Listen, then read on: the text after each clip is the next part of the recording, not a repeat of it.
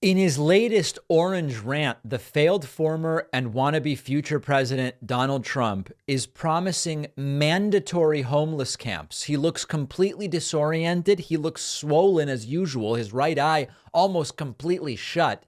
But he says that he will ban homelessness. Hey, who knew homelessness had such a simple solution? Just ban it. By the way, ban the virus while you're at it. Let's get rid of everything.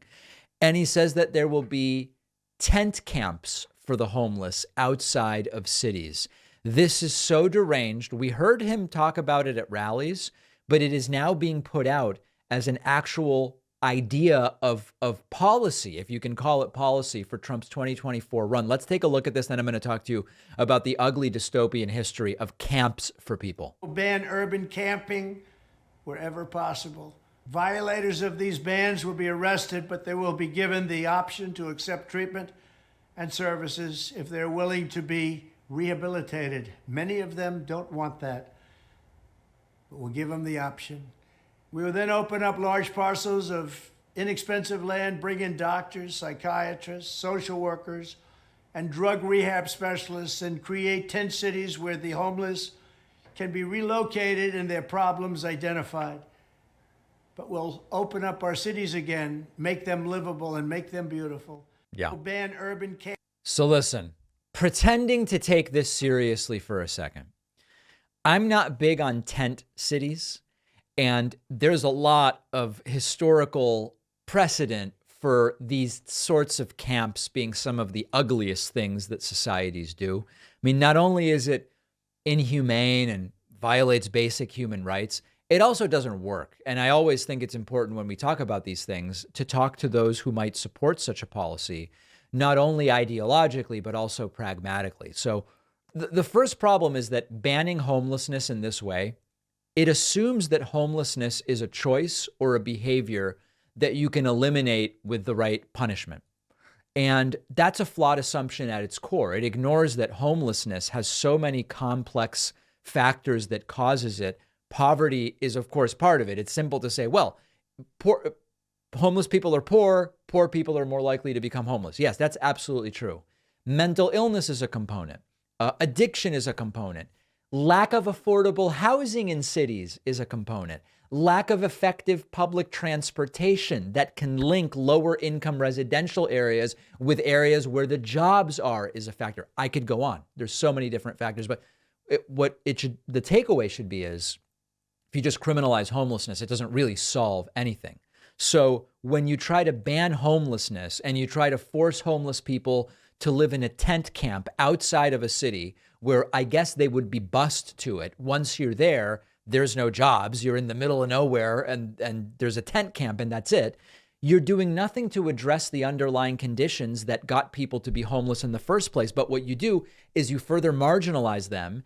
You stigmatize the homeless population because you're actually separating them and saying, oh, if you're homeless, you're being brought out there to the camp where you have no shot at getting a job. I mean, forget about it.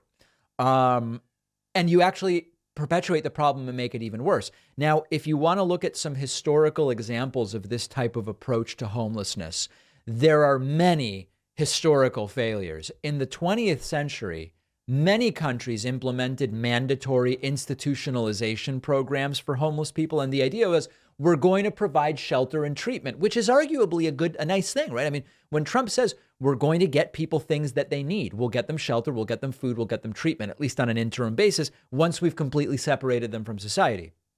We know from the 20th century examples that they end up being overcrowded, unsanitary, abusive, very little effective treatment provided, stigmatizing and alienating and segregating. So it doesn't actually accomplish anything. And what you end up with is with many of these homeless folks essentially trapped in these places for years with conditions they may have worsening, chances of reintegrating into society dramatically decreasing, and meanwhile, the homeless population continues to swell. Another example of this is looking specifically at tent cities to house homeless populations. In the early 2000s, there were cities in the Pacific Northwest that established some tent cities for homeless people. And the idea is temporary shelter. And exactly what I just described to you is what took place. They became overcrowded. They became unsanitary. They weren't even properly funded. There was limited access to basic amenities. Running water was scarce. Sanitation facilities were leaving much to be desired. And they actually became hotspots for crime and drug abuse, which only made the problem worse, marginalized people, stigmatized them, and you're not making it more likely that they will be what Republicans like to describe as productive members of society. So instead of punishing with further marginalizing programs for a population that's already vulnerable, we should instead be working towards what causes the homelessness. Imagine you say, hey, look, all these homeless people, let's not even think about what made them homeless. Let's just ship them off in buses to the desert and have them live in tents indefinitely until what?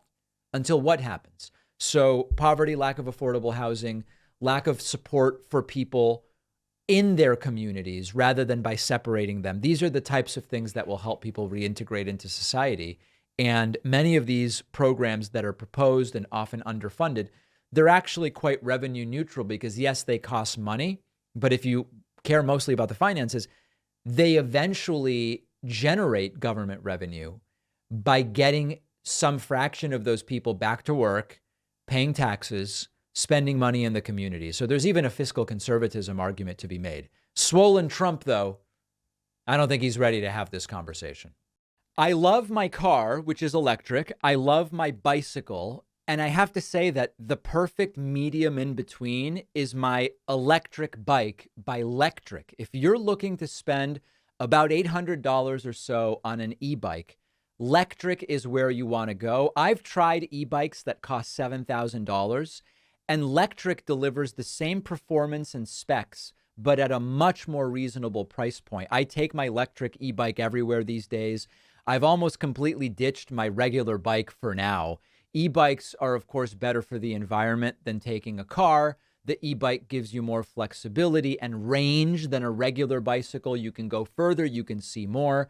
My e-bike is just my favorite form of cardio at this point. It comes fully assembled to your door. It includes a bright LCD display, 7-speed gearing, 5 levels of pedal assist, and a powerful battery that's removable so you can bring it indoors for charging. It's also fully foldable, so I can put it in the back of my car, and they have financing for as little as $73 a month. Go to lectricebikes.com to learn more. Explore all of the incredible e-bike models they offer. The link is down below.